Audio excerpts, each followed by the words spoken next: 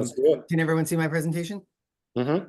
Okay, perfect. So again, I believe it or not, I know it doesn't come across this way. I don't like to talk about myself, but this is going to be a presentation about ways that you can personally and professionally be engaged in sustainability, hence the title. I do like to cover what we're going to talk about. So I will talk a little bit about my personal and career story because I think it's actually apropos and applicable to many people on this call and many people that will watch virtually. We're also going to discuss the different avenues and actions, avenues for action and advocacy. Sorry, trying to move the participant bar. We'll talk about how you can get started. Many of you are already started, so we'll talk about different pathways that you can take along your journey because journeys have different pathways and midpoints as well as endpoints. And then we'll talk about job options and availability if you are interested in those types of jobs, and then the skills that are really important. And I will talk about general skills because again, it's not just knowledge-based, it's really certain skills that are going to help you with any job, and they're particularly important for sustainability work for a variety of reasons, which I'll get into. So really quickly, it's not like this is my full life story, but these are the events, things that matter most for explaining my trajectory. I did study political science at UCLA. I am a political aficionado. I do enjoy it, but I will also say, even on this call, that it is a cluster and difficult to navigate, which is why I usually navigate in the legislative space, which is even more problematic, but that goes without saying. I also graduated in the midst of the recession, so a great time for any college student. So I, again, because of that, tried to find a role that fit with my job experience, especially just, again, what was going on with the economy at that time. So I have a lot of experience in food service and HR as a result of that. I also, again, did the volunteer training through Climate Reality. So I have that under my belt, and I did that while I was still somewhat younger. I got the sustainability certificate in order to engage in and have a foundational knowledge for sustainability because, again, my undergrad degree was in political science, which is not affiliated with sustainability. I have had multiple roles, like Charles alluded to, within Climate Reality LA and within Climate Reality itself. And again, all of this was simultaneous with a career where I was working several different jobs unrelated at UCLA, and I will get into those later on. But my actual career in sustainability didn't really start until in my role in HR, which was budget focused. They happen to have a sustainability liaison position. Charles has had her on as a speaker before. Narit Katz is the chief sustainability officer at UCLA. She created these positions for different departments, and I happened to be selected for the department that I was in. And so that's where I got some official experience. But again, that was really in a volunteer capacity, but it allowed me, along with my other experience, to apply for and get the sustainability coordinator position at UC San Diego, which I have right now. And I still, again, because I love it, work as a volunteer within Climate Reality. So again, still with this job at UC San Diego, I'm still vice chair, water committee chair, and now the temporary West region organizer at the Climate Reality Project. And again, that's only because I volunteered, because I wanted to focus on sustainability. So I had to make it happen because my foundational knowledge and experience wasn't going to get me into the field of sustainability. But I figured out a way. It's not going to be everyone's path, but I just want you to know one particular path to start out with. And so again, just because sometimes pictures speak volumes, started as a student, I always have that serious face. It's just my face. Volunteered for Climate Reality, and now that is my actual career photo. Yeah. So again, just to reiterate, based on what I just told you, there is no straight line, path, or road, particularly for sustainability. It was an emerging field. Again, we've always had environmentalism. We've had the research behind it since the 70s, the 60s, if not earlier, with Ravel and others, but we didn't really have the field of sustainability until the mid to late 2000s, maybe 2010, even when I graduated. So again, that field is still relatively new. It's not that it hasn't existed. Environmentalism has existed in some form. I'm going to make a Bridgerton reference. There's even a reference to it in the current season of Bridgerton. So environmentalism has always been there. But that being said, in its current form, in the iteration of sustainability, that's still relatively new. And it's one that speaks to me, and I think speaks to many on this call, because sustainability isn't only about environmentalism. It's about efficiency. It's about financial responsibility. And sustainability is one of those bridge words where you can bring in more environmentally friendly practices while still not engaging in the tree hugging and the sole emphasis on environment that turns some people off. I'm not saying that I don't subscribe to that, but I just want people to be aware of sustainability is one of those words where you can still work it into different industries, with the exception of oil and gas. That's a little bit tough, but with the exception of that industry, you can usually work in sustainability. But again, your path in sustainability may not be in an industry that is fully environmental. It may be in HR. It may be in film and television. It may be in something else. Charles has a film and television background. Jeannie has a psychology background, but still you can fit you can fit sustainability into all of those things. Kathy is a former teacher, but again, you can always fit sustainability into those unique roles that all of you have had. And so I'll talk about that later too.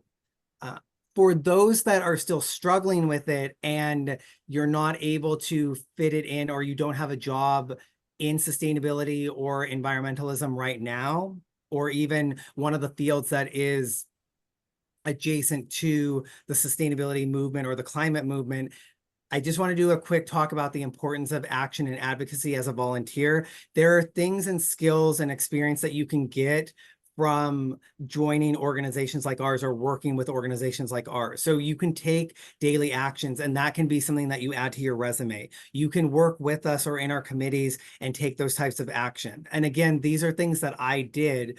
I took that legislative action. I joined the legislative committee. I led the legislative committee. I participated in multiple meetings and committee meetings and events, and those became things that I could add to my resume. I did event planning for sustainability related events through my roles in Climate Reality. I didn't necessarily get to do those in my roles within Dining Services or HR, but I did get to do them as a volunteer with Climate Reality. Social media is still important. So if you can create a social media presence about your environmentalism, about your advocacy work, about sustainability, I do encourage you to do that. Also, selfish plug, it makes Climate Reality LA, San Fernando, and Climate Reality as a whole look better because we look active in the social media space. Also, it makes life easier for Michael so that they don't have to do all of that work. So just wanted to throw that out there. Also, it's something that allowed me to create presentations like this. I don't even recall why I made this initial presentation. Actually, no, see, I lied. I do know why. Santa Monica Community College, one of the professors reached out and asked if I would do a presentation on sustainable careers. And I actually hadn't even had my role at UC San Diego yet. That was in the process. So again, it was something that I got to talk about it as a volunteer, but then when I got the job at UC San Diego, I got to add in professional experience beyond that. Before, it was really in my role, my volunteer roles, both personal and professional. So again, I also learned to make trainings within those roles. For you all on this call and for anyone listening, it really is about figuring out what works best for you. So find the thing that makes you the best and most effective advocate. Usually it needs to be on a topic that you're interested in, whether it's plastics reduction, whether it's legislation, whether it's composting. Find what you're good at, find what you excel at, find what you're interested in, and do that. I would say as a volunteer, but we'll get to how you can incorporate that into your professional life as well. But do it as a volunteer, do it in your personal life. There's no harm in reducing your waste or living more sustainably. And trust me, you can eventually add that kind of stuff to your resume. But also, it helps you figure out your schedule. So figure out your capacity, what you can fulfill, and then if you can go beyond that, do that. But again, if it's just taking a digital action once every day or once a week, start with that. And then as you make those habits or as you habitualize those actions, then you can start incorporating more sustainable behaviors. And again, those are truly sustainable resume builders that you can put in there. And that's why I keep putting on the slide, like document, post, and share what you've done. Because if you do that, then you have a record of your action and you can highlight that not only to yourself, not only to fellow volunteers, but also to future employers, whether it's your current employer or a future employer. So that's why I didn't want to speak too much of this because I am speaking to an audience of volunteers, but this is why the volunteer work is so important. One, you have an impact, but two, and from a selfish standpoint, you can add it to your resume. I also, again, this is an homage to one of our original climate movers and shaker speakers. I got some really annoying advice. I'm sure Andy doesn't want to hear this. And apparently there's a lot of Andys in the sustainability movement. But years ago, I was at an event. It was actually for sustainable toilet paper. Again, yeah, I'm one of those people that attends those types of events. And Andy happened to be there. And I knew who he was. He was the environmental or sustainability advisor for former city council member Paul Koretz. And I was struggling with my career path and figuring out how to get into sustainability in a professional way. And I asked him what to do and how to create impactful change. And he gave me one simple answer, which was, you need to volunteer. I was like, but I'm already doing that. But the truth is, that was probably the best advice, because I figured out how to keep volunteering and engage in volunteerism that I was passionate about, but also that I think had an impact and that I could share with others. So I hope I'm doing that with you all. But at the end of the day, you as an individual have to care about what you're doing. And if you find value in it, then other people will find value in it and the world will find value in it. So keep doing what you're doing, but it needs to be something that you can maintain and sustain. Sustain is really one of the most important words. And then if you can get to the sustainability point, then hopefully you can get to the regenerative point. And that's why sustainability is so important. That's the maintenance part, but then regeneration or regenerative work is really making things better. And so again, these are things that I did just as examples of ways that you can incorporate your volunteer work. So you can take the individual actions that I talked about, but you can also go further. You can become leaders within Climate Reality or another organization. You can establish partnerships. I got really fortunate. I just want to go through a little bit of my trajectory, because these are things that you could do in your own capacity or some variation or riff off of them. I got lucky. The LA chapter did not have a strong or overly large legislative committee, and I really didn't know what to do when I took over as chair.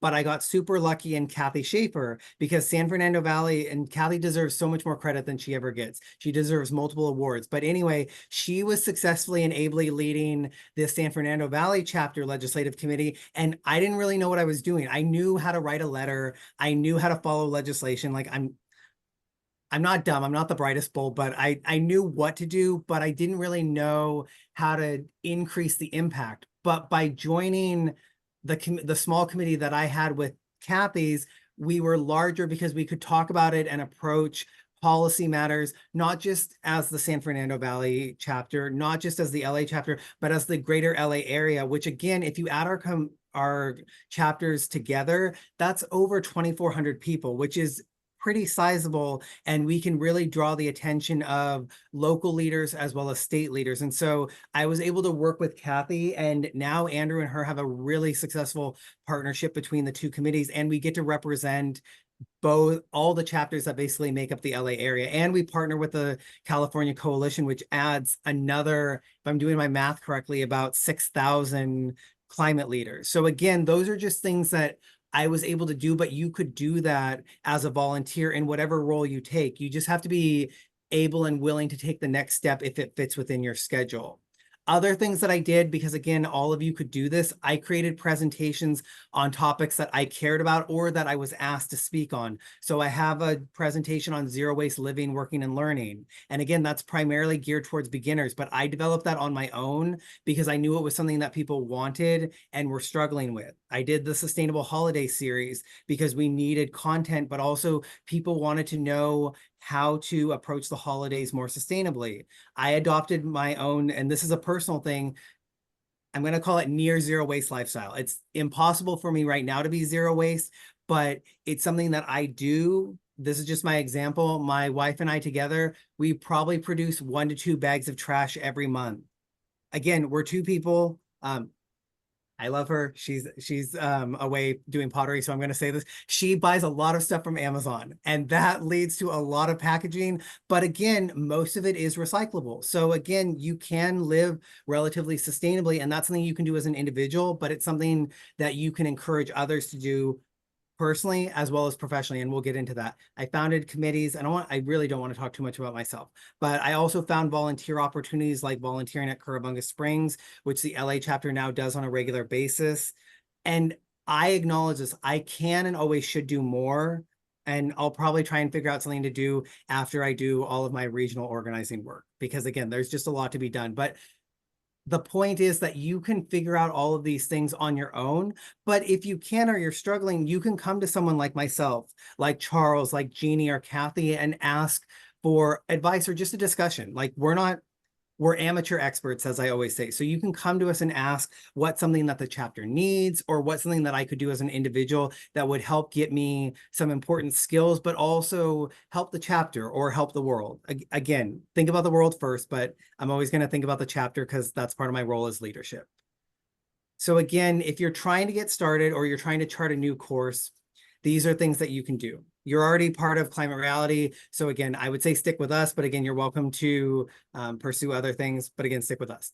You can download an app to help guide you.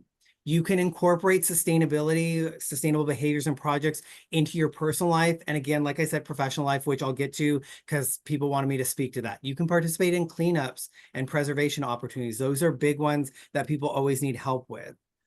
You yourself can find relevant trainings and educational opportunities. Tons of these exist both for free, like again, the virtual training that's coming up. There are several other organizations that offer free training, LA Waterkeeper. Those are just a few examples, but you can also pay for them. I'm doing a fellowship with Climate Base that will be starting on September 3rd. So that's a paid for opportunity. I'm hoping to defray part of the cost, but we'll see right now. But again, there's paid as well as non-paid opportunities that you can do. And what I would always say as a foundational thing or a mantra is ground every action that you're taking in sustainability, and that will probably guide you and help you and lead you in the right direction. So now we're here where we're talking about the actual job options and opportunities. I'm always going to say, if you're not in a job that is technically sustainability related or environmentally related or focused on climate change and addressing that, then you can look for and should look for ways to green or add sustainability responsibilities to your current role. And like I said, we will get into that. I just want to cover these other things first.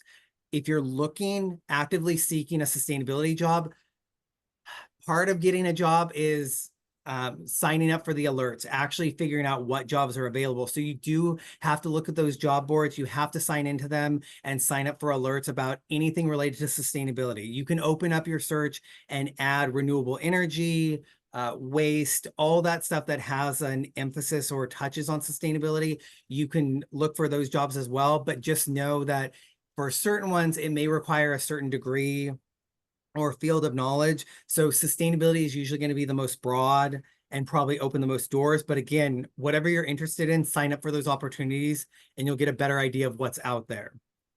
And I will keep beating the dead horse on this one. Volunteerism really does open doors. You will meet people, they will make connections. Tara and others, for example, have introduced or shared jobs with me. So that's another way, just by volunteering, you actually hear about job opportunities from individuals that are either in the field and they know of things, or they're working with people and they find out from people they're working with, or they get a random email and they pass that along. So volunteerism is a way that opens doors and creates opportunities for you. So in your current role, you can always make your job more sustainable. We'll get into that. You can add sustainability responsibilities. You can look for opportunities in your current company or role, and you can add them to your resume. For careers themselves, sorry, I have to move this up just to make sure that I cover everything. You can look for roles like sustainability coordinator or consultant. You can look for roles in waste diversion. You can look for green building and construction, but know that you probably do need green building certification, so the LEED certification for anything like that. And so those jobs typically do require a degree of experience and knowledge of the industry. You can look for marketing, but generally you're going to want some marketing experience, but volunteer experience does count in that realm. Energy generation and conservation, ESG, so measuring that's still a big thing, even though it's taken a little bit of a hit. Environmental nonprofits, Climate Reality is currently hiring 2 regional organizers right now. So again, they're hiring. And if you really are looking for a starting position, the American Climate Corps and the California Climate Corps are currently searching for individuals. So if you're really willing to, I will say, take a pay cut or just start afresh, those are areas where, regardless of age, you can usually find something. And then if you're looking for a field that has sustainability implications, but isn't sustainable in name, there's always education, government, law, and lobbying. So if you have that experience, then those are fields where sustainability can be incorporated or be a part of that. But I know a few people asked me to speak more directly about this. So I do want to talk about how you can actually green a job or a career that you're currently in. So let's start with simple things. You can assist with current and established sustainability initiatives. You may need to ask permission. Again, I'm never going to say go against your boss, so make sure that you get that permission. But if your company or your department has sustainability initiatives and they're struggling or you don't know where they're at, see if you can be a part of them. If they don't have those things, that's bit of a red flag and concerning to me, but suggest those sustainable initiatives and commitments and talk about bringing them up, and then help if they're adopted and espoused, then help in achieving, evaluating, and expanding on them. And again, I want to make sure that I provide helpful advice. So these are just a few examples and I'm open to discussing them, but things like going paperless, transitioning to renewable energy, saving water and energy, which is something you can do as an individual employee, but you can also see if departments and entire companies can engage in that. Sustainable procurement. I actually have an entire presentation on sustainable procurement that I created for UC San Diego because I'm trying to get people there to buy more sustainably. And then going zero waste. Again, something you could do as an employee, but something you could encourage a department or an entire company to at least aspire to. The UC system is aspiring to it. We are not even close to getting there, but nevertheless, we will remain aspirational and keep trying to do that.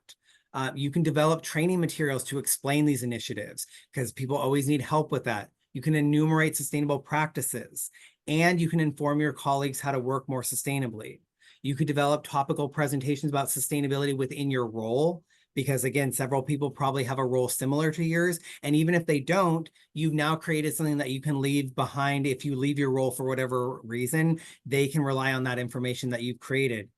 You can also have those presentations that are relevant to your industry as a whole. Glenn is on this call and I admire all the work that she does. We all know that fashion could always be more sustainable. We have companies like Kingdom working on that and we admire and applaud them for it. But someone else needs to share that knowledge like Kingdom and others and Kingdom employees have, so that other companies start really picking up the ball and doing it collectively as an entire industry instead of one company or a few select companies doing it. So that's really important, especially in industries that aren't as sustainable as they could and should be. Participating in relevant, I'm going to say it again, any relevant training and educational opportunities, those are things that you could do in whatever role you have. And then adopting professional sustainable practices on your own. Again, wanted to reiterate this. Things you can do, you can conserve water and energy. You can purchase things more sustainably. You can reduce your own waste and your own output. And you can even try going zero waste as an individual. And then last but not least, keep discussing it, keep researching and expanding the adoption of your professional sustainable behaviors. Because again, you could, but I don't recommend stopping with one, because we're always going to need to conserve more energy and water. We're always going to need to reduce our waste unless you've achieved zero waste. I haven't even gotten there. So if you've achieved it, props to you, and you can then teach and provide this presentation. These are skills that are always going to be relevant regardless of whatever role it is, and things that I think are important, but especially if you want to get into sustainability or environmentalism as a profession. You have to be tenacious. You have to be patient. You're going to be dealing with a lot of people that define sustainability differently, that have different objectives and prerogatives. I work with dining. Dining has to focus on affordability, and we can never make food out of reach for our students. And so that's really important. While we want to always buy sustainable food products and regenerative products, they are more expensive. And so we have to figure out how to fit that into our budget. We have to figure out how to do it cost effectively. And again, that requires tenaciousness and patience. You have to be inquisitive and find other ways of doing things if you can't do it the way that you want. I get told no all the time, and I come back to them with other ways to do it, and we reach a compromise. You have to be flexible. This is why college is important. You always have to engage in good research and do your research and be able to respond to people that come at you with both well-reasoned as well as illogical arguments. They're out there all the time on all sides, and I'm not going to critique one particular camp. They're ludicrous as well as eloquent arguments and well-founded ones. Just develop relevant experience in education. And you can get that from your professional experience, but you can get that through volunteerism. You can get it through both. My story is one of both. I wish I was as good a presenter as Charles, and I wish I was as knowledgeable as Kathy, but I'll keep working on it. But developing those presentation training and curricula development skills are really, really important, because you're going to have to teach people about this. It's still too new an industry. It's too new as far as information goes. And there's a lot of bad information as well as people that want to spread disinformation. So it's really important to work on those presentation skills. Basic marketing and social media skills, they're always going to be valuable, because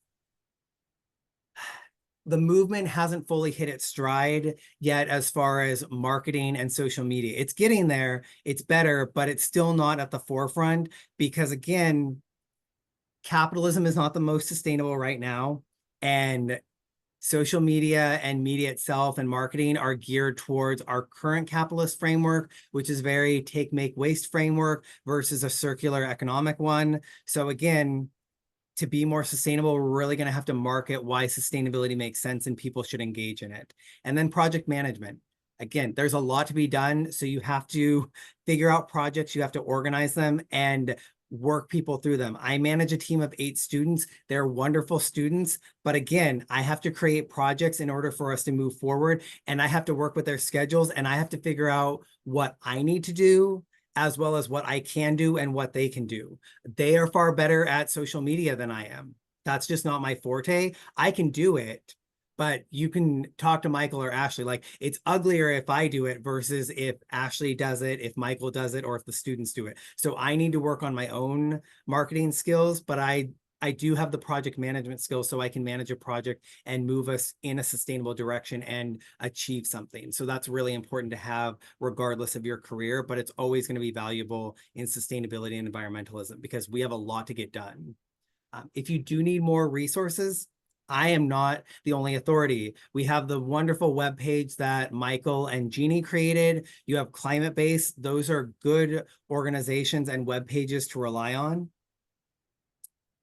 And I always like to leave a summary. So these are my takeaways. Maybe you took away something different from my presentation, but there's no clear path. So don't ever think that there is one. Get involved with us, with others. Just keep doing the good work and fighting the good fight. Accept annoying advice, whether it comes from me or other people. Just get started. Be and stay active. That's really critical and important. Adopt sustainable practices, because again, you'll thank yourself, your colleagues, your family and friends will thank you, and the world will thank you. And sustainability opportunities are all around. Again, hopefully this presentation emphasized that, but I think as you start walking around and thinking about it, you'll see that they're always around you.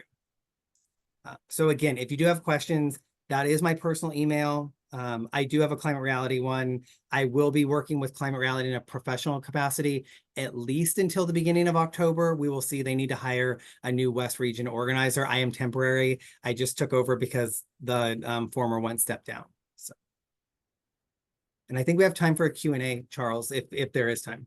Awesome. Yeah, no, we can absolutely do it. We're not on a really fixed timeline tonight. We did say 1 hour-ish, but it's an ish thing. So for everybody who's here tonight, we will make some more time. Does anybody have any questions for Andy? You want to raise your hand?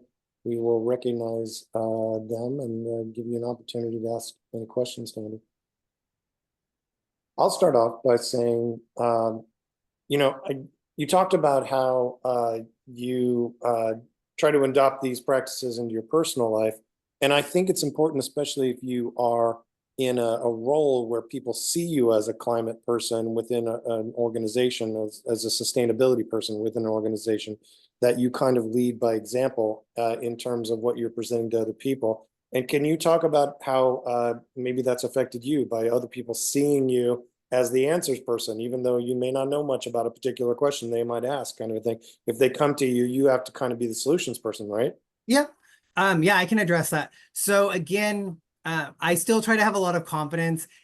It is one of those fake it till you make it things. You can always do that. But that being said, I don't necessarily recommend that. I usually give people the information that I have, which is usually even if it's a topic I'm not overly familiar with, I usually have a baseline of information, and then I figure out the right person to direct them to if I don't have the answers. And again, this comes back to if you have strong experience as a volunteer or a lot of institutional knowledge, you can usually figure out who you should be directing people to. So again, I do try to lead by example. I do always try to answer questions honestly with the information I have, but I always provide people with other sources of information and ways to educate themselves, as well as following up and educating myself first and foremost. So I hope that addresses that. Yeah, absolutely. Yeah. And Does I see, anybody else? Oh, we got a yeah, I couple. see Jeannie and Yeah, I think Jeannie was up first. Jeannie, why don't you tell us what your question is from Andy? First of all, I just want to thank you, Andy, for this excellent presentation and for really helping to launch this concept of climate careers within our chapter.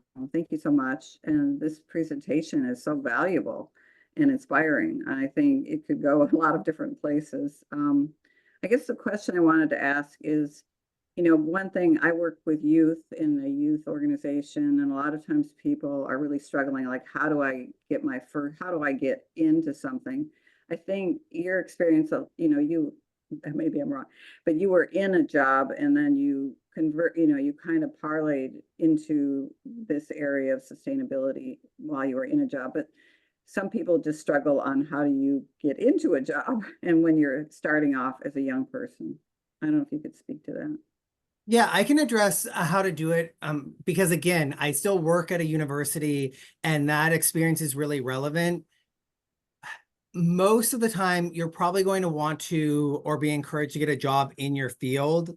So if you start there, then I would always say the most sustainable thing is getting good at your job. So focus on that first and foremost. And then once you're familiar with that, you can figure out how to better do things. You can figure out how to do them more sustainably. And that could be more efficiently. It could be making less waste. It could be buying more sustainably. Or I saw it in the chat, so I want to give Anne props, buying nothing at all, figuring out if you can do things without buying at all. So you can always take a job, whatever that is, and make it more sustainable. And that is what I did. But the other thing to your point is you can always parlay things.